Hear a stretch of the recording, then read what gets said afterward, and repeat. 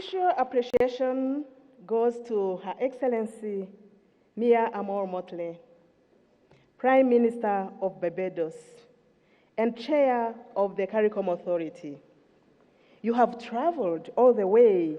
from home to another home to join us in today's launch. May I now invite you, Your Excellency, to come to the podium and address this august assembly. I stand here clothed in the spirit of the battles of Adwa, conscious that it was that battle within 24 hours that shook the confidence of the powers of Europe, but inspired the people of Africa and the children of the African diaspora that good would prevail over evil and light over darkness, but only in the context of our unity. I stand here conscious that it was that battle that forged the beginnings of Pan-Africanism that eventually led to the movement for independence and the destruction of the colonial powers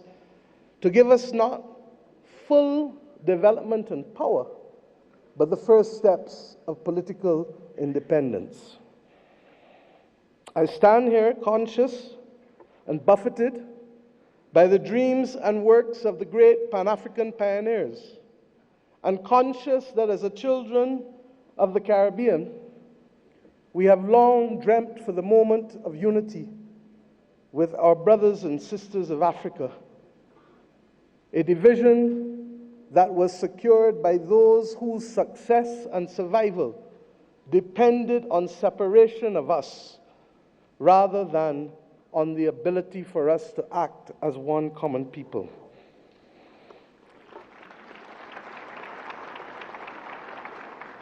Our relationship, you can say, was embryonic, but regrettably, as long as it has been and as related as we have been, it has been sporadic. And it is up to us as the children of independent states to determine whether the history of separation shall be our future or whether the spirit of Adwa can be our inspiration to confront the challenges of a new world.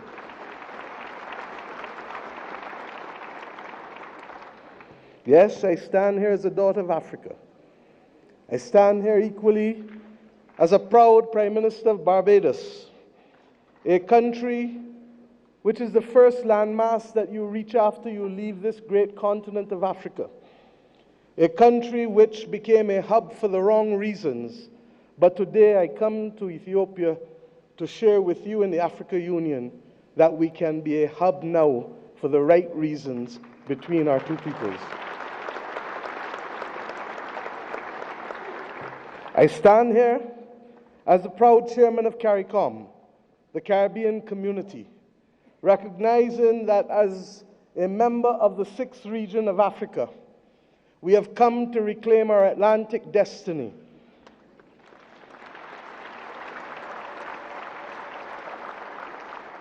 We have come to ensure that the very futures of our people are different and will not once again be determined by a middleman who will ensure that the Middle Passage is one that sees our people at the bottom of the ocean's floor of the Atlantic or in the fields of the plantations of the Caribbean, but instead that it will be a future that sees our people, hears our people, feels our people, and that will determine in future that it is we who shall forge the manner in which we cooperate, integrate, and invest, rather than simply being victims of a past history. I stand here equally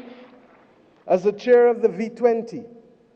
70 countries across the world that are climate vulnerable, 40% of whom come from this great continent of Africa, recognizing that it is only through unity that we can confront the existential crisis of our generation, that of the climate crisis. The Secretary General of the United Nations has already laid out, ably so, many of the iniquities that we continue to face in spite of political independence. It was His Majesty Haile Selassie who popularized and told us that there shall be no first-class or second-class citizens, words popularized by Bob Marley, learned by all of our people without appropriately recognizing the context in which he spoke and the mission which must be ours for generations until it is achieved.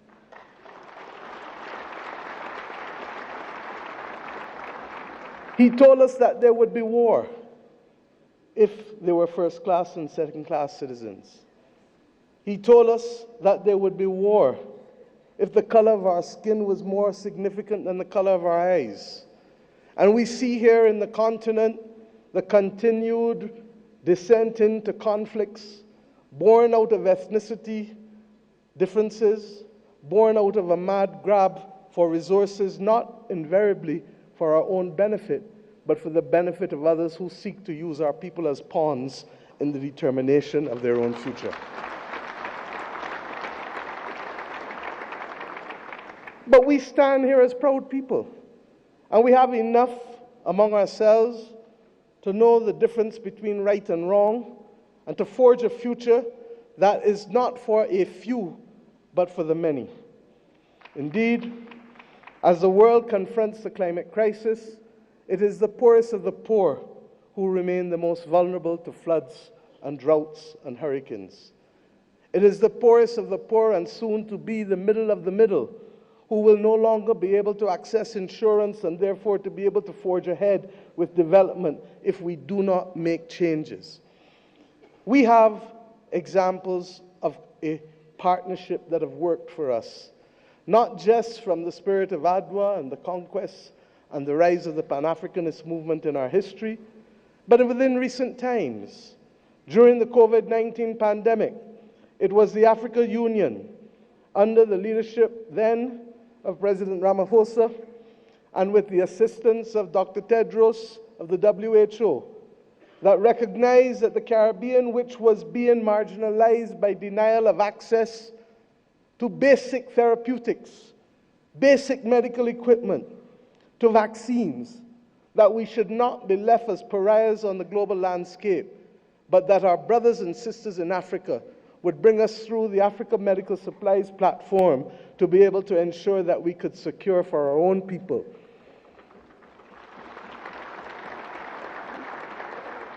It was with the solidarity of many of you in the Africa Union that the Bridgetown Initiative has been able to take root and to make a case for a more modern and a fairer system that allows us to be able to access finance and to be able to put in place measures that allow us to be able to pause our repayment of debt during the period of necessity for rebuilding after horrific climatic events. We have seen how partnership helps us. We do not need any more evidence. What is required of us is to lead the way to peace, to prosperity, and to justice. And the reparations which we call for the international community to be able to recognize, first and foremost, with that which we ask from each of our children: say sorry. Say sorry, and mean it.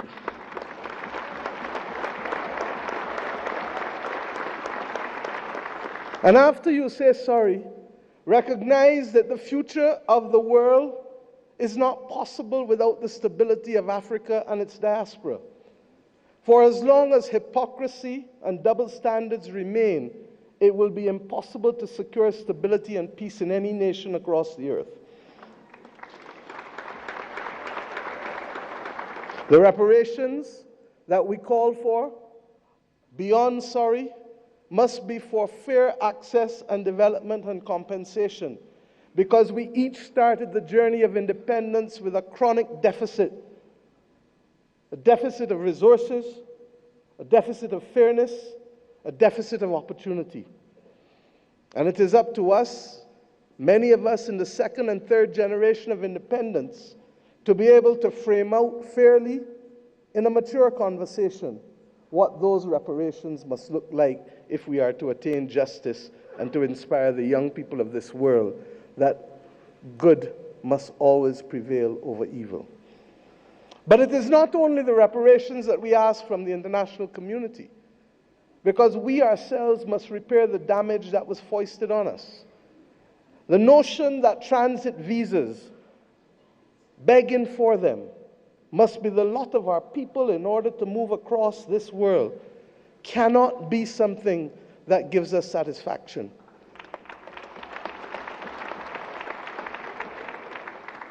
To go east and to go west, we are first forced to go north.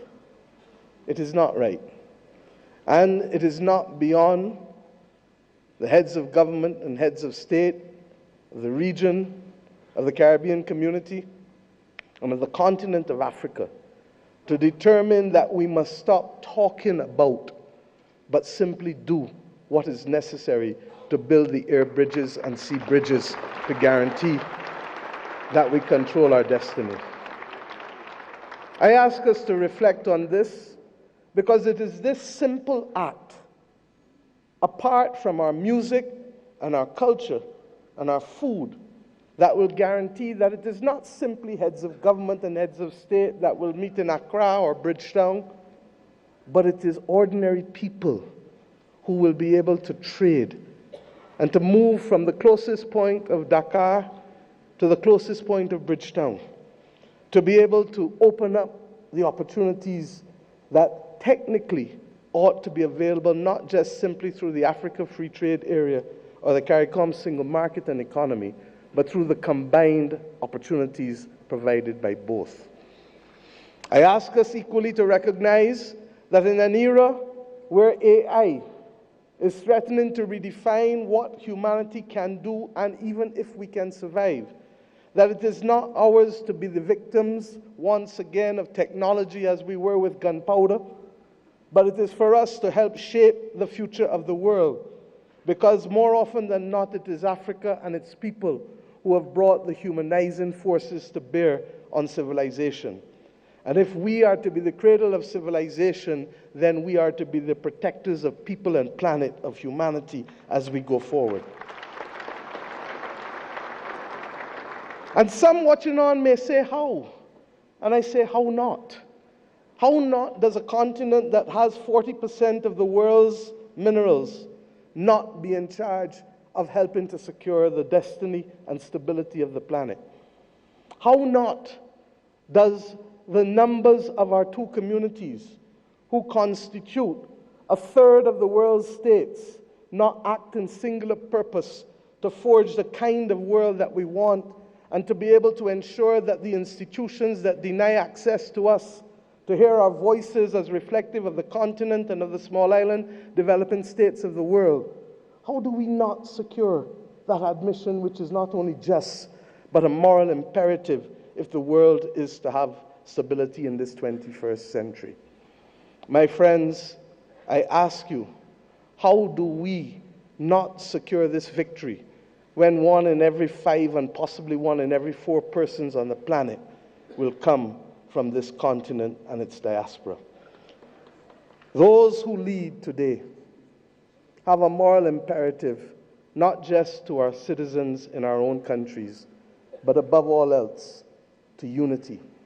The spirit of Adwa demands of us that we recognize that even in the face of the greatest technology being foisted upon us, that we can rise and win if we act in unity.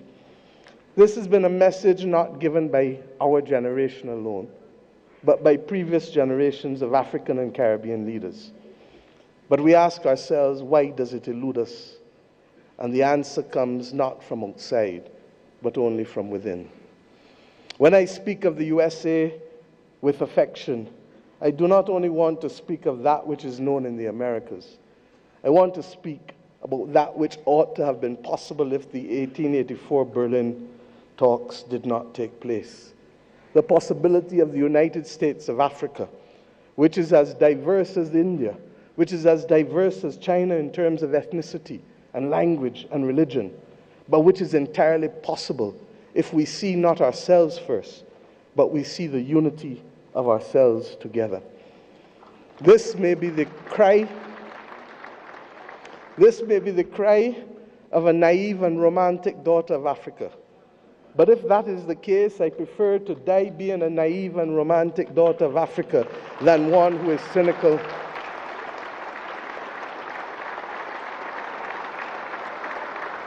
and one who is daunted by the actions and power of others. We know what it is to stand in unity with you to fight apartheid and to fight for the liberation of the peoples of Africa. For when President Castro stood to send people from his own country to southern Africa to free your people, it was in my own country that the planes refueled, ensuring that that battle was possible. And when 100 years ago, almost, a Barbadian man and woman left our nation and left the United States to come here, Arnold and Mignon Ford, he wrote the anthem and lyrics of the anthem of the United Negro Improvement Association, UNIA, and his wife dared to establish a co-educational school here in Ethiopia, ensuring that boys and girls could receive education in a time and at a time when war was dominating the global landscape. They chose to see light rather than darkness. I ask us today, in tangible terms, that will allow our people to travel, that will allow us to pool our investments to ensure that the people of Africa not be denied the electricity that is so necessary as a platform for participation in the new world. I ask us not only to pool that investment, but to also ensure that we pool our voices, because there is too much division in this world today. There is too much war and there is too much conflict. And we know what precipitates and causes that.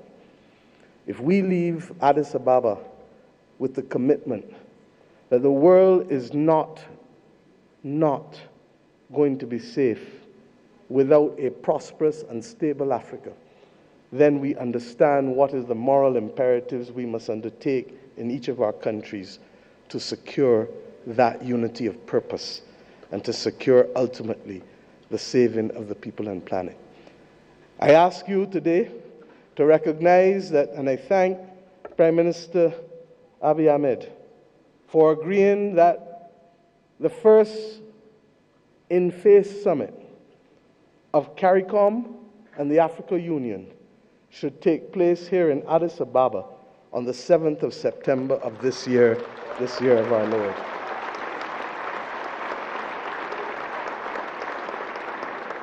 By that simple act, we build on the inaugural summit which took place virtually in 2021. But more importantly, we seek to regularize and to establish as a permanent point of interaction the unity of which I speak and call for. And I ask you as I leave this podium to recognize that we too in the Caribbean want to see you. Indeed, in my own country, in Barbados, we will celebrate the Caribbean Festival of Arts, the 15th CariFesta, from August 22nd to August 31st. And we do so not only asking for those from Cuba and Bahamas in the north, to Venezuela, to Suriname and Guyana in the south, to Belize in the west and the Eastern Caribbean to come together to express our commitment to each other creatively through food and fashion and music and dance and art and sculpture, and talk of philosophy, talk of religion, talk of who we are, talk of the future. I ask us to recognize that we celebrate this year our resilience, and that we do so not only asking the people of the Caribbean to come, but the people from whom we came here in Africa, in India, in China, and the continent to which we went, in particular, in Central America and Latin America. This is our moment to show the world that we were not simply apostrophes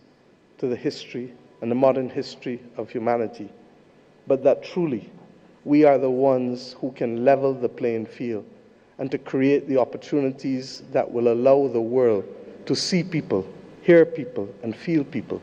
and to value the planet and its biodiversity at the very time when it is greatest in crisis. Let us remove the scars of history and be firm craftsmen of our faith, recognizing that the only people who can stop us now are we but ourselves.